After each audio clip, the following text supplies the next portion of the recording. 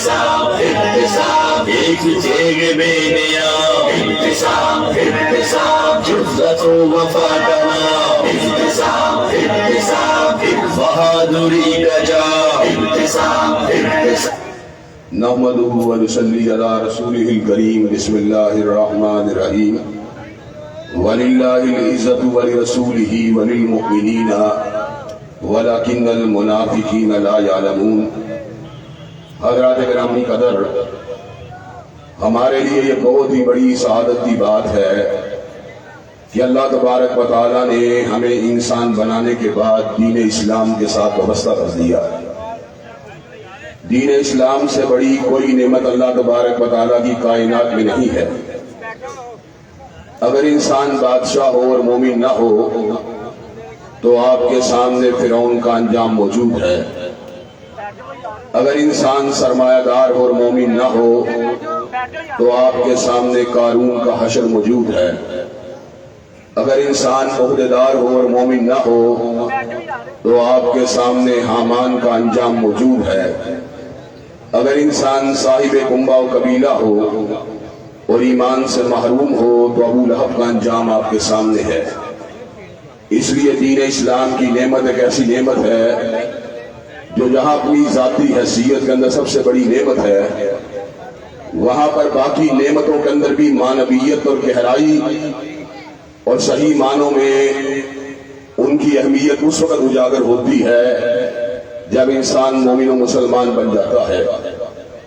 مومن امیر ہو یا غریب ہو، مومن خوش شکل ہو یا کم صورت والا ہو، مومن بڑے قبیلے کا ہو یا چھوٹے قبیلے کا ہو، اس سے کچھ فرق نہیں پڑتا، اس لیے کہ انہ لا ينظر الى صورکم ولا الى اموالکم ولكن ينظر الى قلوبکم واعمالکم۔ اس لیے کہ ہمارے چہروں اور مالوں کو نہیں دیکھتا بلکہ ہمارے دل اور ہمارے اعمال کو دیکھتا ہے۔ حضرات گرامی قدر، نعمت اسلام اس اعتبار سے بہت بڑی نعمت ہے کہ اس نعمت کی برکت سے ہمیں تین بڑی نعمتیں حاصل ہوئی۔ ایک، ہمیں اللہ تبارک و تعالیٰ کی اعلیٰ اور بلند والا ہستی بطور رب ہمیں اس کا استحضار و ادراک ہوا۔ دوسری نعمت ہمیں یہ حاصل ہوئی کہ محمد کریم صلی اللہ علیہ وسلم جیسا راہبر، رہنما، نبی، پیشوا، رسول ہم کو حاصل ہوا۔ اور تیسری نعمت ہم کو یہ حاصل ہوئی اس نعمت اسلام کی وجہ سے کہ قرآن مجید جیسی مقدس، محترم، معزز، حکمت والی کتاب اللہ تبارک و تعالیٰ نے ہمیں اس نعمت اسلام کی نسبت سے عطا کی۔ حضرات گرامی قدر، اللہ اور نبی کریم صلی اللہ علیہ وسلم عبد اور معبود کا تعلق رکھتے ہیں، لیکن اس تعلق میں ایک اضافے والی بات یہ بھی ہے کہ آپ اللہ تبارک و تعالیٰ کے حبیب ہیں، اور اللہ تبارک و تعالیٰ نے آپ کے قلب اطہر کے اوپر قرآن مجید کا نزول فرما دیا۔ حضرات گرامی قدر، اگر قرآن مجید کا نزول کسی پہاڑ کے اوپر ہوتا یا قرآن مجید کسی تختی کی شکل میں یا کسی کتاب کی شکل میں اللہ تبارک و تعالیٰ نازل فرما دیتے تو مجھے یہ بات کہنے میں کوئی بات نہیں کہ ساری کائنات کے عقل مند سے عقل مند لوگ قرآن مجید کے درست مفہوم کو متعین کرنے میں ناکام اور نامراد رہتے۔ قرآن مجید کا درست مفہوم ہمیں سمجھ میں آیا تو حضرت رسول اللہ صلی اللہ علیہ وسلم کی اتباع اور آپ کی اطاعت کی وجہ سے سامنے آیا۔ حضرات، میں چھوٹی سی مثال دوں گا اور اپنی بات کو منطقی طور پہ آگے بڑھاؤں گا۔ اللہ تبارک و تعالیٰ قرآن مجید میں ارشاد فرماتے ہیں، الحج اشہر معلومات فمن فرض فیہن الحج فلا رفث ولا فسوق ولا جدال فی الحج۔ حج کے مہینے معلوم ہیں، بس جب حج فرض ہو جائے فلا رفث ولا فسوق ولا جدال فی الحج، تو پھر حج کے اندر نہ نافرمانی والا کام ہونا چاہیے، نہ بے حیائی والا کام ہونا چاہیے، نہ لڑائی جھگڑے والا کام ہونا چاہیے۔ حضرات گرامی قدر، قبل اس کے کہ میں آپ کے سامنے اس بات کو رکھوں کہ ہمیں یوم النحر کا پتہ اگر چلا تو حضرت رسول اللہ صلی اللہ علیہ وسلم کی حدیث طیبہ سے چلا۔ یوم عرفہ کا علم اگر ہم کو حاصل ہوا حضور اقدس کی حدیث مبارکہ سے حاصل ہوا ہمیں یوم التربیہ کا علم اگر حاصل ہوا حضرت رسولullah صلی اللہ علیہ وسلم کے ارشادات عالیہ سے حاصل ہوا، ہمیں ایام تشریق کی معرفت اگر حاصل ہوئی، حضرت رسولullah صلی اللہ علیہ وسلم کی حدیث طیبہ سے حاصل ہوئی، حضرات گرامی قدر، اس سے قبل میں اس بات کو بھی آپ کے سامنے رکھ دینا چاہتا ہوں، اگر حدیث کو ایک طرف کر دیا جائے، حضرت رسولullah صلی اللہ علیہ وسلم کے فرامین مبارک کو اگر ایک طرف کر دیا جائے، آپ کے ارشادات عالیہ کو قرآن مجید سے علیحدہ کر دیا جائے، دنیا میں کوئی مفکر ایسا پیدا نہیں ہوا، کوئی حکیم و دانا اور صاحب عقل ایسا پیدا نہیں ہوا جو حج کے مہینوں کا تعین کر سکے۔ حج کے مہینے، یہ جو شوال، ذیقعدہ اور ذی الحج میں احرام باندھنے والے لوگ ہیں، یہ در حقیقت حج کا قصد کرنے والے لوگ ہیں، چاہے احرام کو تنہا باندھے یا احرام کو عمرے کے لیے الگ باندھے، کہ حضرات گرامی قدر حج تمتع میں اللہ تبارک و تعالیٰ نے حج کے اندر عمرے کو قیامت کی دیواروں تک داخل کر دیا۔ حضرات گرامی قدر قرآن مجید کی شرح متین حدیث طیبہ کی شکل میں ہمارے پاس نہ ہوتی تو حضرات گرامی قدر میں اللہ بدین بصیرت یہ بات کہہ سکتا ہوں، ہمیں اس بات کا علم نہ ہوتا کہ محرم حج کا مہینہ ہے یا صفر حج کا مہینہ ہے یا ربیع الاول حج کا مہینہ ہے یا ربیع الثانی حج کا مہینہ ہے۔ حضرات گرامی قدر گویا کہ اللہ تبارک و تعالیٰ کے ارشادات عالیہ کو سمجھنے کے لیے اور ان پر عمل پیرا ہونے کے لیے ہمیں فرمودات مصطفیٰ کی ضرورت ہے، صلی اللہ علیہ وسلم، سنت مصطفیٰ کی ضرورت ہے، حضرت رسولullah کے ارشادات عالیہ کی ضرورت ہے، آپ کی نشست کی ضرورت ہے، آپ کی برحاست کی ضرورت ہے۔ حضرات گرامی قدر ایک اور مثال دوں گا، بات کو مزید واضح کر دوں گا۔ اللہ نے قرآن مجید میں ثمر کا اعلان فرما دیا، ان الصفا والمروہ من شعائر اللہ فمن حج البیت او اعتمر فلا جناح علیہ ان یطوف بہما۔ حضرات گرامی قدر زمانہ جاہلیت کے اندر بھی حاجی اور عمرہ کرنے والے لوگ جو ہوتے تھے وہ صفا مروہ کا طواف کیا کرتے تھے۔ اللہ تبارک و تعالیٰ نے دین کے آ جانے کے بعد بھی صفا و مروہ کا طواف برقرار رکھ کے یہ بات بتلا دی، اس میں بدعت والی کوئی بات نہیں ہے، بلکہ یہ تو شاعر اللہ کے گرد چکر لگانے والی بات ہے۔ حضرات گرامی قدر جب بیت اللہ کا چکر آپ لگاتے ہیں تو آپ کا چکر حجر اسود سے شروع ہوتا ہے اور حجر اسود کے پر مکمل ہوتا ہے۔ حضرات گرامی قدر لیکن صفا و مروہ کا چکر فرق ہے، جب آپ صفا سے نکلتے ہیں مروہ کے پر آتے ہیں تو مروہ سے صفا کے پر آنے کے پر ایک چکر مکمل نہیں ہوتا بلکہ دو چکر مکمل ہو جاتے ہیں۔ حضرات گرامی قدر پھر آپ مروہ کی طرف پلٹتے ہیں، یہ تین چکر مکمل ہو جاتے ہیں۔ حضرات گرامی قدر ہمیں کس نے یہ بات بتلائی کہ صفا اور مروہ کے درمیان چکر لگاتے ہوئے پورا گول چکر جو ہوتا ہے وہ ایک چکر نہیں ہوتا بلکہ دو چکروں کے پر مشتمل ہوتا ہے۔ حضرات گرامی قدر اگر حضرت رسولullah کی حدیث طیبہ نہ ہوتی تو ہمیں صفا اور مروہ کا چکر لگانے کا سلیقہ نہ آتا۔ فرمودات مصطفیٰ نے، ارشادات مصطفیٰ نے، سنت مصطفیٰ نے نماز پڑھنے کا طریقہ سمجھا دیا، نماز کی رکعتوں کا پتہ بتلا دیا، نماز کے مواقیت کا پتہ بتلا دیا، روزوں کی کیفیت کا پتہ بتلا دیا، روزوں کو فاسد کرنے والی چیزوں کا پتہ بتلا دیا، روزوں کو توڑنے والی چیزوں کا پتہ بتلا دیا۔ فرمودات مصطفیٰ نے ہمیں زکات کا پتہ بتلا دیا، نصاب زکات کا پتہ بتلا دیا۔ دنیا کا کون سا حکیم و دانا ایسا ہے جو اس بات کا تعین کرنے کے پر قادر ہو؟ حضرات گرامی قدر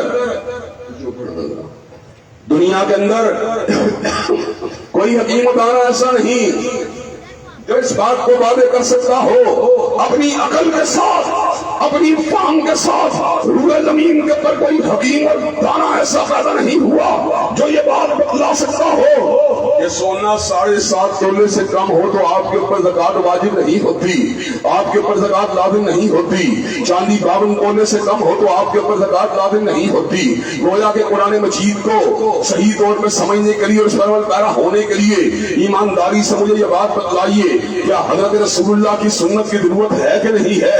حدیث طیبہ کی ضرورت ہے کہ نہیں ہے؟ حضرت رسولullah کے ارشادات عالیہ کی ضرورت ہے کہ نہیں ہے؟ حضرات گرامی قدر میں آپ کو اگلی بات بتلانے لگا ہوں۔ حضرات گرامی قدر حضرت رسولullah کی زندگی جو کہ مسلمانوں کے لیے ایک مکمل نمونہ ہے، لقد کان لکم فی رسول اللہ اسوۃ حسنہ، پروردگار عالم نے صبر کا اعلان فرما دیا تمہارے لیے حضور کی زندگی بہترین نمونہ ہے۔ اللہ نے صبر کا اعلان فرما دیا، من یطیع الرسول فقد اطاع اللہ، جس نے حضور کی بات کو مانا ہے اس نے در حقیقت آپ کی بات کو نہیں مانا بلکہ اللہ کی بات کو مانا۔ کیا کسی کہنے والے نے خوبصورت بات کی جب مقرر بات کرے تقریر بنتی ہے، نثر نگار لکھے نثر بنتی ہے، اداریہ نویس لکھے اداریہ بنتا ہے، قادر الکلام حدیث بات کرے خطبہ بنتا ہے، لیکن مصطفیٰ وہ ہے کہ ہر لفظ شریعت بنے آ جو نبی نے زبان کھلائی۔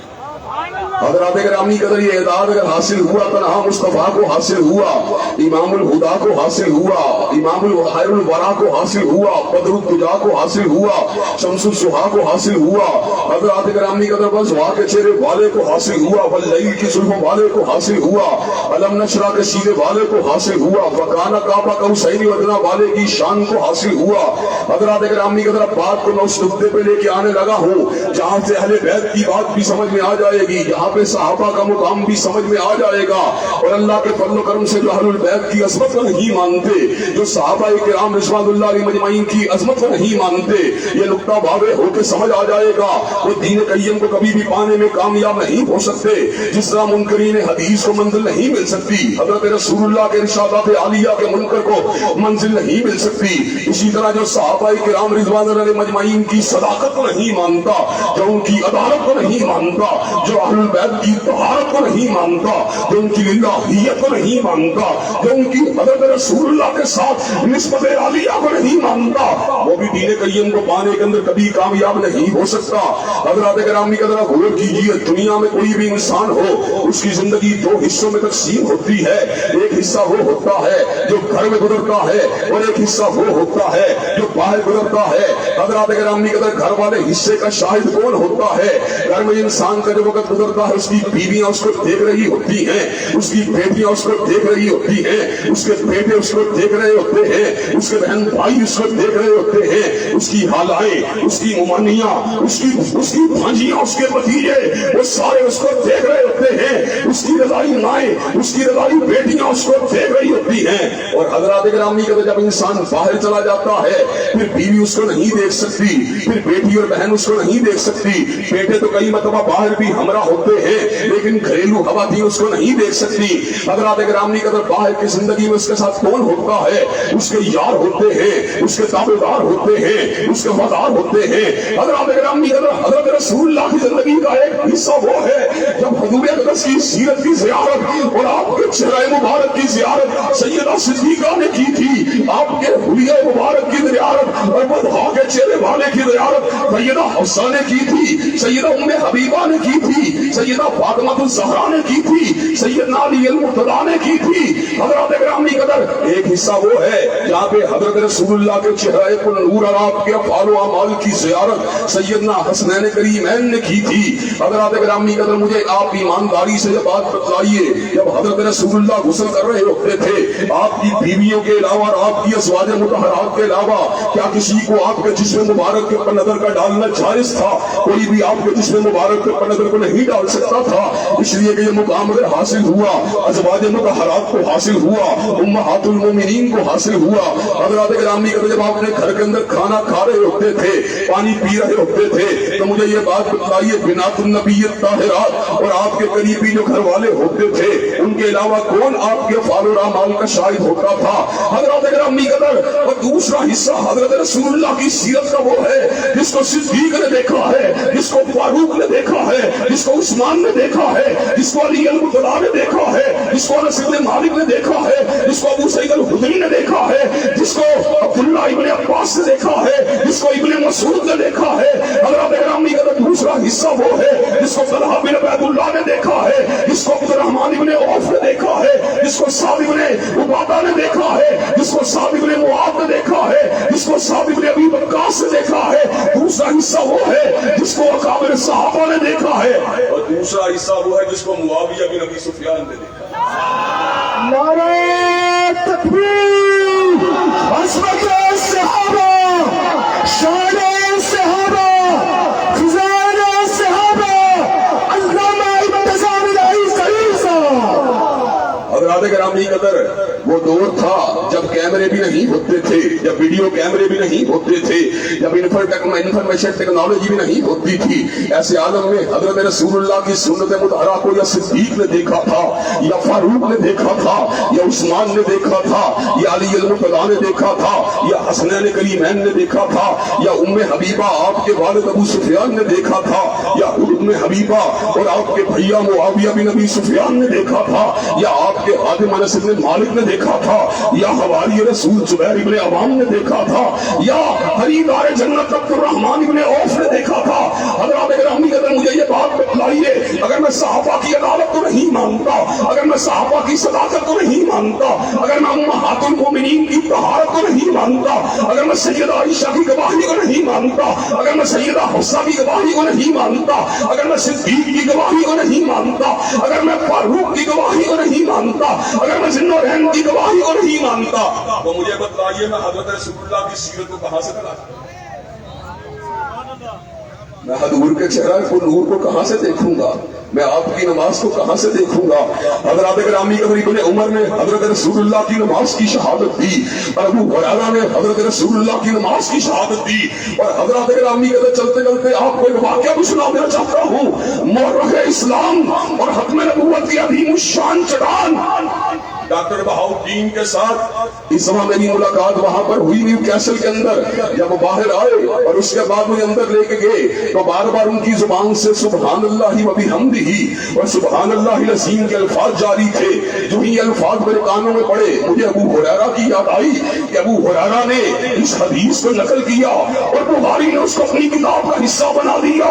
کلمتان حبیبتان الی الرحمن خفیفتان علی اللسان سکینتان فی المیزان سبحان اللہ و بحمدہ سبحان اللہ العظیم۔ اور ایمانداری سے بتلاؤ، اگر ابو ہریرہ کی صداقت کو نہیں مانتا تو میزان عدالت کا پتہ کون دے گا؟ اگر میں ابو ہریرہ کی روایت کو نہیں مانتا تو کلمتان حبیبتان الی الرحمن کا پتہ کون دے گا؟ اگر میں ابو ہریرہ کی حدیث کو نہیں مانتا تو خفیفتان علی اللسان کا پتہ کون دے گا؟ اگر میں ابو ہریرہ کی روایت کو نہیں مانتا تو سکینتان حضرات گرامی قدر، ہم نے حضور کے ارشادات عالیہ کی معرفت کو حاصل کیا۔ کس سے حاصل کیا؟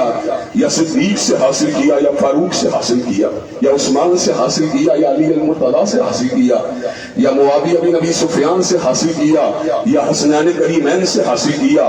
ہم نے ان روایات کو حاصل کیا، یا انس بن مالک سے حاصل کیا، ابو سعید الخدری سے حاصل کیا۔ ہم نے ان روایات کو حاصل کیا، ابن عباس سے حاصل کیا، یا ابن مسعود سے حاصل کیا۔ اگر آپ گرامی قدر مجھے یہ بات بتلائیے، جس طرح قرآن مجید کے مفہوم کو حدیث کے بغیر صحیح طور پر متعین نہیں کیا جا سکتا، صحابہ کو اگر علیحدہ کر دیا جائے یا اہل بیت کو اگر علیحدہ کر دیا جائے تو حضور کی گھریلو زندگی کی دلیل کس کے پاس ہوگی، یا حضور کی بیرونی زندگی کی دلیل کس کے پاس ہوگی؟ اور چلتے چلاتے آپ کو ایک بڑا دلچسپ واقعہ سنا دوں۔ کئی برس پہلے کی بات ہے، لاہور کے نور اعظم ہال کے اندر ایک مذاکرہ ہوا۔ شیعہ اور سنی علماء دونوں وہاں پر موجود تھے۔ سنیوں کی نمائندگی احسان علی ظہیر کا جو گناہگار بیٹا کر رہا اور شیعوں کی نمائندگی مولانا ریاض حسین نجفی صاحب کر رہے تھے۔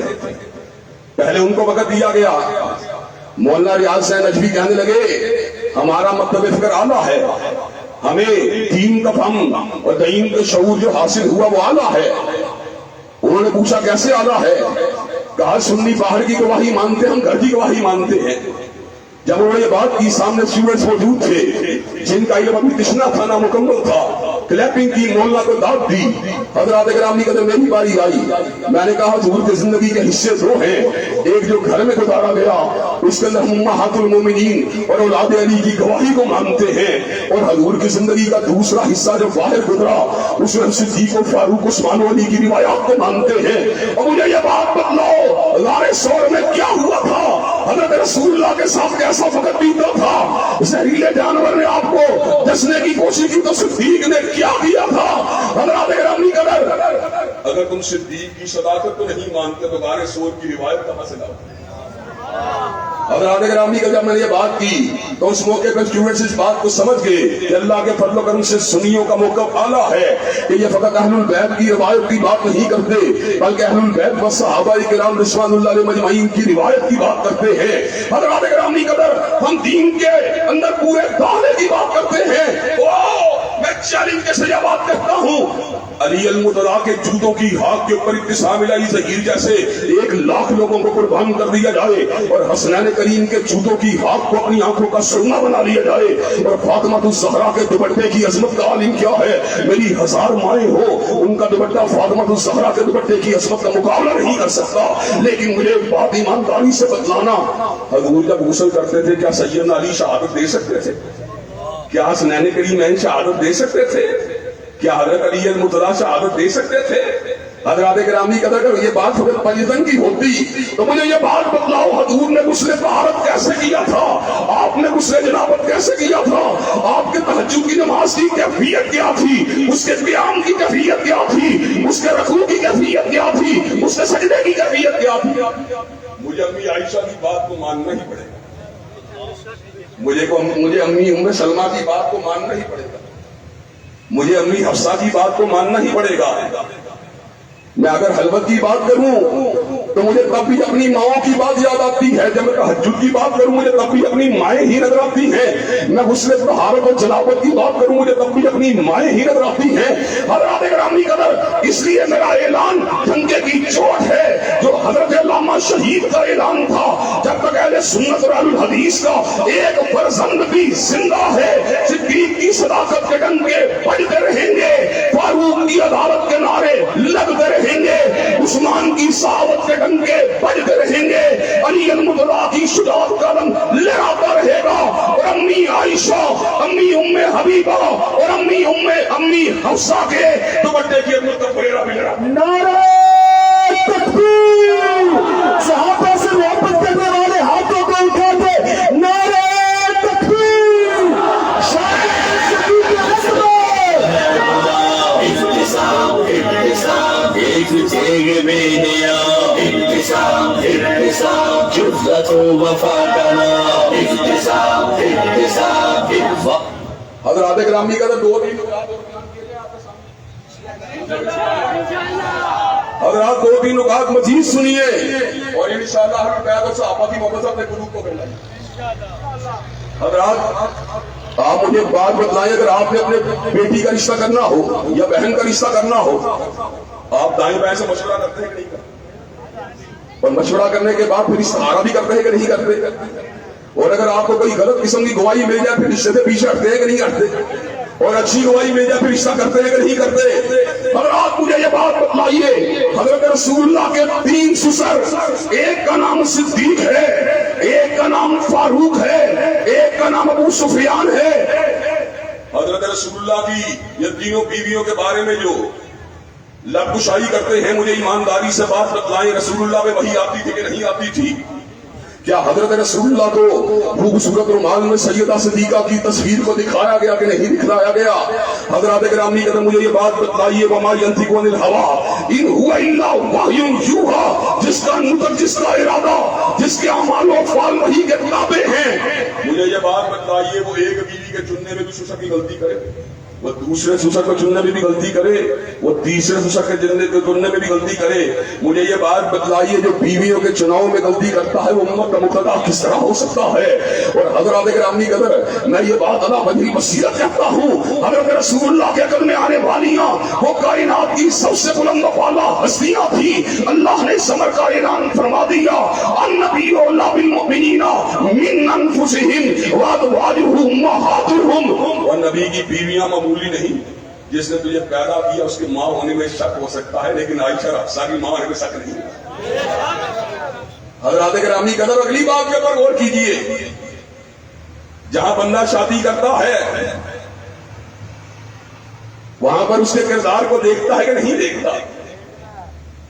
اور میں یہ بات سمجھتا ہوں اگر ماں عائشہ کا چلن اچھا نہ ہوتا نبی چنتے نہ کبھی ان کو نہ ہوتا جو چلن اچھا. ماں ان کی نمازی تھی باپ ان کا تھا بڑا سچا. حضرات گرامی قدر اگلی بات پہ غور کیجیے. حضرت رسول اللہ کی بیٹیاں کتنی ہیں؟ 4 بیٹیاں ہیں. قرآن مجید سے بھی یہ بات ثابت ہے. یا ایھا النبی قل لازواجک وبناتک والنساء المؤمنین یدنین علیہن من جلابیبہن. اے نبی اپنی بیویوں کہہ دیں, اپنی بیٹیوں کہہ دیں.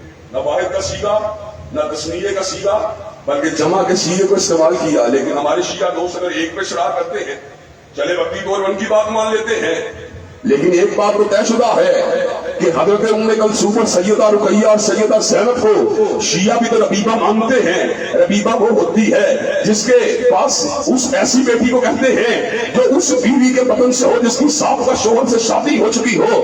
حضرات گرامی قدر سگا باپ اپنی بیٹی کے ساتھ رشتے میں کبھی زیادتی نہیں کر سکتا. اور اگر حضرت رسول اللہ معاذ اللہ ان کو ام کلثوم اور رقیہ کا ستیلا باپ بھی مان لیا جائے تو کیا ستیلا باپ ربیبہ کے بارے میں زیادتی کا ارتکاب کر سکتا ہے؟ حضرات گرامی قدر کبھی بھی نہیں کر سکتا. اور مجھے ایک بات بتلائیے, آپ نے چھان بین کی, آپ نے محنت کی, چھان بین کرنے کے بعد اور محنت کرنے کے بعد بہلوئی دماغ صحیح نہیں. چھان بین اور پڑتال کرنے کے بعد بہنوئی یا داماد اچھا نہ نکلا. اب اللہ نہ کرے میری بیٹی یا میری بہن اس کے عقد میں انتقال کر جائے تو مجھے یہ بات بتائیے, میں دوسری بیٹی کے اس کے عقد میں دینا گوارا کروں گا؟ میں پہلی بیٹی کی دوا تو ٹھوکر کھا سکتا تھا, لیکن مجھے یہ بات بتلائیے جس نے میری بیٹی یا بہن کے ساتھ ظلم کیا ہو میں کبھی بھی اس کو دوسری بیٹی دینا گوارا نہیں کر سکتا. حضرات گرامی قدر مجھے بات یاد آ گئی. آغا مرتضی پویا صاحب اس وقت زندہ تھے اور اسلام آباد کے اندر ایک اجلاس ہو رہا تھا جس میں گلبدین حکمت یار صاحب کے داماد عزت غیور صاحب ان کی نمائندگی کر رہے تھے. آغا مرتضی صاحب نے میرے گھٹنے پہ ہاتھ رکھ کے کہا, علامہ صاحب آپ نے غور کیا داماد کا کتنا مقام ہے, وہ سسر کی نیابت کرتا ہے. میں نے کہا تیرے داماد کا اتنا مقام ہے, دورے کا کتنا ہوگا؟ حضرات گرامی کا جب یہ بات سنے تو سر کو نیچے گرا لیا. حضرات گرامی کا جس کے بارے میں نبی نے یہ کہا ہو, عثمان اگر میری 40 بیٹیاں بھی ہوتی یکے بعد دیگرے تیرے عقد میں دیتا جاتا, انکار نہ کرتا, تو پھر مجھے یہ بات کہنی پڑے گی صداقت کی چٹان کا نام صدیق اکبر ہے اور عدالت کی چٹان کا نام فاروق اعظم ہے اور صحابت اور حیا کی چٹان کا نام عثمان ذی النورین ہے اور شجاعت اور فخر کی چٹان کا نام علی المرتضیٰ ہے. حضرات گرامی قدر جو مشن ہم نے حاصل کیا, حضرت ابن تیمیہ سے حاصل کیا, جو مشن ہم نے حاصل کیا حضرت علامہ شہید سے حاصل کیا, جو مشن ہم نے حاصل کیا سیدنا امام بخاری سے حاصل کیا, جو مشن ہم نے حاصل کیا سیدنا امام مسلم سے حاصل کیا, جو مشن ہم نے حاصل کیا ائمہ اربعہ سے حاصل کیا, جو مشن ہم نے حاصل کیا خلفائے راشدین سے حاصل کیا. وہ مشن یہ ہے جب تک ہم زندہ رہیں گے صحابہ کی ناموس کی جنگ لڑتے رہیں.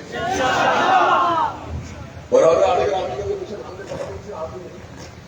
یہ مشن ہم نے حاصل کیا حضرت رسول اللہ سے حاصل کیا, اس لیے کہ حضرت رسول اللہ صلی اللہ علیہ وسلم نے سمر کا اعلان فرما دیا, من احبہم فبحبی احبہم ومن ابغضہم فببغضی ابغضہم. جو ان سے محبت کرتا ہے وہ میری محبت کی وجہ سے ان سے محبت کرتا ہے, اور جو ان سے بغض رکھتا ہے میرے بغض کی وجہ سے ان سے. اور حضرات گرامی کہتے ہیں مشن ہم نے حاصل کیا اللہ وحدہ لا شریک سے حاصل کیا, مگر مصطفیٰ سے حاصل نہیں کیا. وَمَا كُنْتَ تَتْلُو مِنْ قَبْلِهِ مِنْ كِتَابٍ وَلَا تَخُطُّهُ بِيَمِينِكَ إِذًا لَّارْتَابَ الْمُبْطِلُونَ بَلْ هُوَ آيَاتٌ بَيِّنَاتٌ فِي صُدُورِ الَّذِينَ أُوتُوا الْعِلْمَ. کہ ہم نے علم کو حاصل کیا حضرت علامہ شہید سے حاصل کیا, انہوں نے علم کو حاصل کیا. حضرت حافظ محمد گوندلوی سے حاصل کیا, انہوں نے علم کو حاصل کیا. حافظ عبد المنان وزیر آبادی سے حاصل کیا, انہوں نے علم کو حاصل کیا. سید نصیر سے حاصل کیا, انہوں نے علم کو حاصل کیا. حضرت شاہ اسحاق سے حاصل کیا, انہوں نے علم کو حاصل کیا. حضرت شاہ عبدالعزیز سے حاصل کیا, انہوں نے علم کو حاصل کیا. محدث فر صغیر حضرت شاہ ولی اللہ سے حاصل کیا, انہوں نے علم کو حاصل کیا. حضرت شاہ عبدالرحیم سے حاصل کیا, बात बढ़ती बढ़ती जबरुल हिफ्स अमीरुल मोमिनीन फिल हदीस आयतुम मिन आयतिल्लाह हजरत इमाम बुखारी तक पहुंची। बुखारी ने इनको हासिल किया, तर्जुमान सुन्नत अहमद इब्न हंबल से हासिल किया, उन्होंने इनको हासिल किया। इमाम इल्म हजरत इमाम शाफी से हासिल किया, उन्होंने इनको हासिल किया। इमाम दारुल हिजरा हजरत इमाम मालिक से हासिल किया, उन्होंने इनको हासिल किया। हजरत शेखुल कुर्रा इमाम नाफे से हासिल किया, उन्होंने इनको हासिल किया। मुहद्दिस उम्मत अब्दुल्लाह इब्न उमर से हासिल किया, उन्होंने इनको हासिल किया। हजरत रसूलुल्लाह से हासिल किया। लेकिन जब हजूर की बारी आई, हजूर ने इनको हासिल किया। न मकतब से हासिल किया, न मदरसे से हासिल किया, न कॉलेज से हासिल किया, न यूनिवर्सिटी से हासिल किया, न शयूख से हासिल किया, न उस्ताद से हासिल किया। हजूर ने इनको हासिल किया। अल्लाह मुल्क से हासिल किया, वहदहुल्ला शरीक से हासिल किया, अला कुल्ली शैइन कदीर से हासिल किया, सरीउल हिसाब से हासिल किया, शदीदुल इकाब से हासिल किया, काबिलुत तौब से हासिल किया, अलीम से हासिल किया, अल्लाम से हासिल किया। रब का इल्म गलती से पाक है, ला यसिल्लु रब्बी वला यंसा, और हजूर अक़दस का इल्म भी गलती से पाक है। ये वमा यंतिकु अनिल हवा इन हुवा इल्ला वह्युन यूहा। अगर हमने ये मिशन हासिल किया, अल्लाह से हासिल किया। कैसे हासिल किया? अल्लाह ने कहा भाई नामनु बिमिस्ली मा आमनतुम बिही फक़द इख्तदव। अगर तुम्हारा ईमान सिद्दीक़ फारूक उस्मान अली जैसा होगा तो मैं कबूल कर लूंगा, और अगर तुम्हारा किसी और की तरह हुआ तुम बदबख्त हो। हज़रत ग्रामी कदर इसलिए इब्ने तैमिया का कोई भी बेटा हो या हज़रत अल्लामा शहीद का कोई भी बेटा हो, वो मिर्जा दज्जाल, मिर्जा जेलवी की कलाबाजियों को नहीं देखता।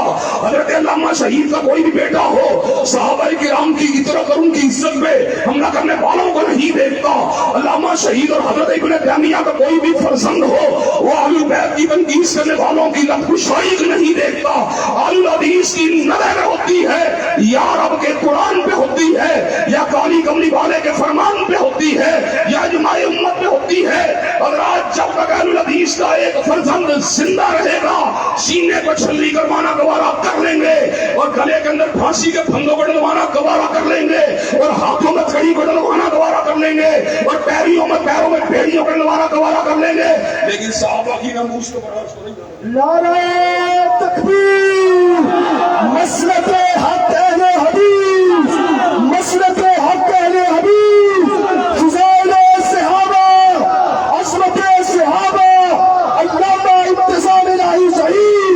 हज़रत ग्रामी कदर आखिरी एक दो बातें करने लगा, तवज्जो को जरा मबज़ूल करवाना चाहता हूँ।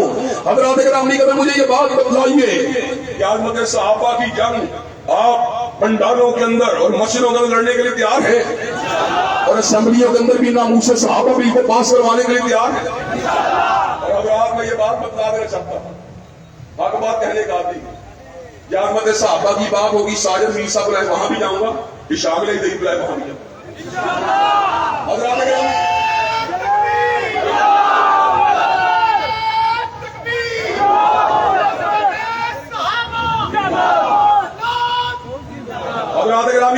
सिपाही साहबा के दोस्त बुलाए वहां भी जाऊंगा, और मोहल्ला अब्दुल चतराली बुलाए वहां भी जाऊंगा, और बरतानिया के मुसलमान बुलाए वहां भी जाऊंगा, और बेगम कोट के दोस्त बुलाए वहां भी जाऊंगा। मेरी मोहब्बतें हजरत सिद्दीक के लिए हैं, हजरत फारूक के लिए हैं, हजरत उस्मान ज़ुन्नूरैन के लिए हैं, हजरत अली अल-मुर्तज़ा के लिए हैं, मुआविया बिन अबी सुफियान के लिए हैं, हसनैन करीमैन के लिए हैं। क्या पता कि मैं जिंदा हुई इंशाअल्लाह उनकी अज़मत का फरेरा लगाता रहूं।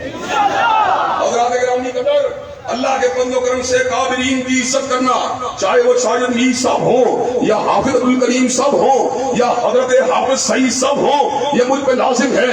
इसी तरह छोटे भाई के साथ मोहब्बत करना, चाहे वो मोहतसिम इलाही ज़हीर हो या हिशाम इलाही ज़हीर हो, वो भी मुझ पे लाजिम है। हर बंदे का अपना अपना बिजहतुन नज़र हो सकता है, सोचने का अंदाज फर्क हो सकता है। मुझे भी कई मामलात के अंदर, कई इज्तिहादात के अंदर भाई मोहतसिम और भाई हिशाम के साथ इख्तिलाफ है।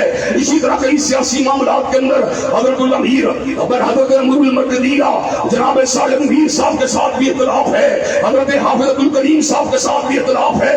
लेकिन जहाँ पर दीन की बात होगी, जहाँ पर शायर दीन की बात होगी, इंशाअल्लाह सबको गले के साथ लगाता हूं। इंशाअल्लाह जुबान पे मुस्तफा का है गुलाम, एक जेग बेनिया ابتسام ابتسام جرأت وفاقنا ابتسام ابتسام بہادری کا جام ابتسام ابتسام حضرات گرامی، اگر آپ کو مرکزی جمعیت عزیز پاکستان کے قائدین صحابہ کے دفاع کے لیے میدان عمل میں آنے کا پانے کے لیے تیار ہیں انشاءاللہ، یا منہ سے صحابہ کی جنگ لڑنے کے لیے تیار ہیں انشاءاللہ شب گریزاں ہوگی آہر جلوہ خورشید سے، اور یہ چمن معمور ہوگا نغمہ توحید سے۔ وآخر دعوانا الحمدللہ رب العالمین۔